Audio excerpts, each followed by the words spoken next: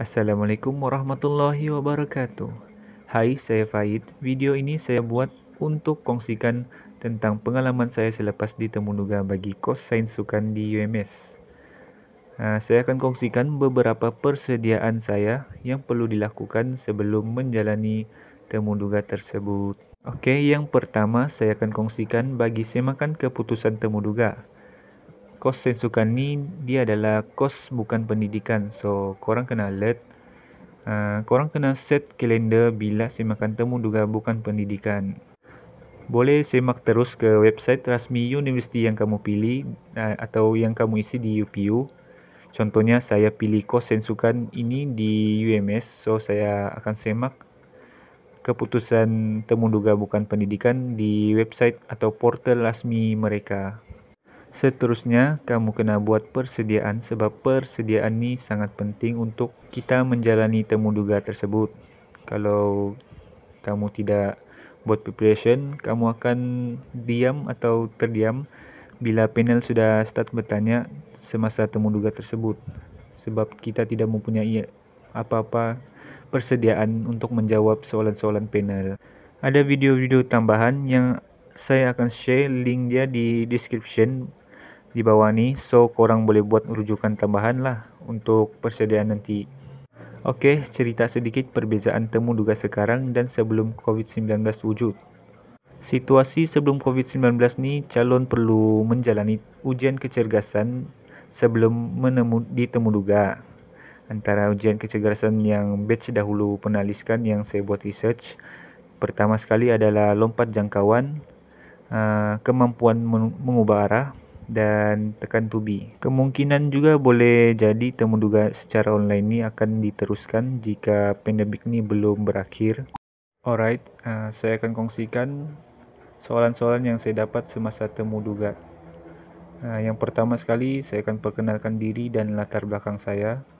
Lepas tu kedua, panel akan tanya kenapa pilih bidang sains sukan. Yang ketiga, panel akan tanya apa yang kamu tahu tentang sains sukan. Dan yang keempat, bagi contoh yang kamu tahu tentang sains sukan tersebut. So itulah soalan yang saya dapat. Soalan ni mungkin akan berubah untuk masa depan, confirm, sebab dia tidak akan sama sepanjang tahun, mungkin mengikut nasib lah. Dan soalan-soalan yang panel tanya boleh menggunakan bahasa Melayu ataupun bahasa English, bergantung kepada panel lah. Kalau panel tanya dalam bahasa English, kena jawab dalam bahasa English. Kalau dia tanya dalam bahasa Melayu lah kita jawab.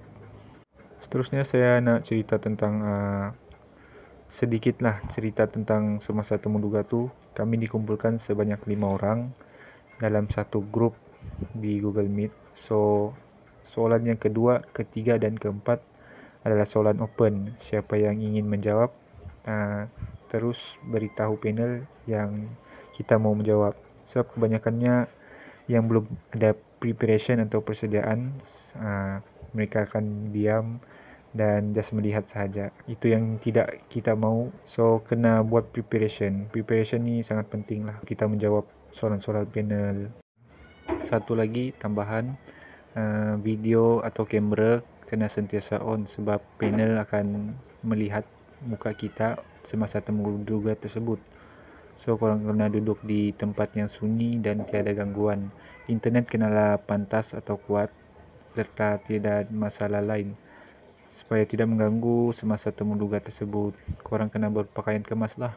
Okey, sampai di sini sahaja. Sedikit sebanyak dapat membantu korang bagi sharing ni.